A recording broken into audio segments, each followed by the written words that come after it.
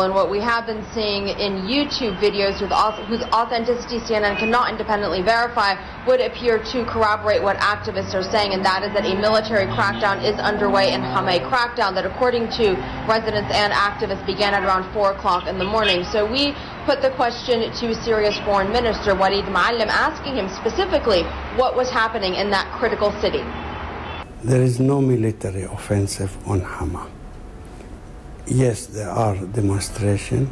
Last Friday were thousands and were peaceful demonstrations, and nobody attacked them. Is there anything that has been happening over the last 48 hours? We've been hearing reports that the military has entered the outskirts of the city. No, this is not accurate. Maybe some military were moving towards Idlib. They have to cross through near Hama, but there is no military campaign against Hama. Now, Errol, these two contradicting narratives are coming as the country is getting ready for a highly promoted by the Syrian government national dialogue conference set to take place on Sunday. This conference, according to the foreign minister, is meant to begin to lay out a roadmap to implement the reforms that were announced in the last few weeks by the Syrian President Bashar al-Assad. Among those reforms are things like revisiting or in fact redrafting the entire Syrian constitution, things like setting up a multi-party political system and also changing the media laws to allow for more freedoms.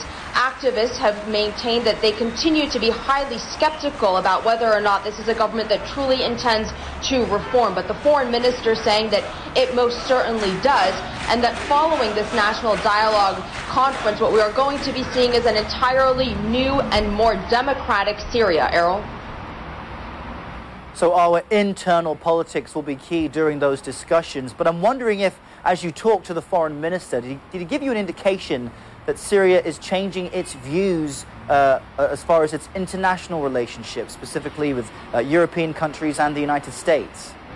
Well, right now the Syrian government's position is that since the European Union has chosen to slap down even more sanctions, that it quite simply is going to turn away from Europe and instead focus on building even stronger relationships with the East, namely with China, and also to the South with Gulf nations. When it comes to the country's relationship with America, the foreign minister said that that had never been a true relationship. He said that that most certainly revolves around the position when it comes to peace talks with Israel. Effectively, the position that we are hearing increasingly emerge is that Syria is used to this type of isolation when it comes to the European Union, when it comes to the United States, and the foreign minister is maintaining that the country is going to be able to weather that it has other options, and it most certainly does not need the West. It can look to the East and it can look to Arab nations, and also, let's not forget, it does have a very powerful ally in the region, and that is Iran.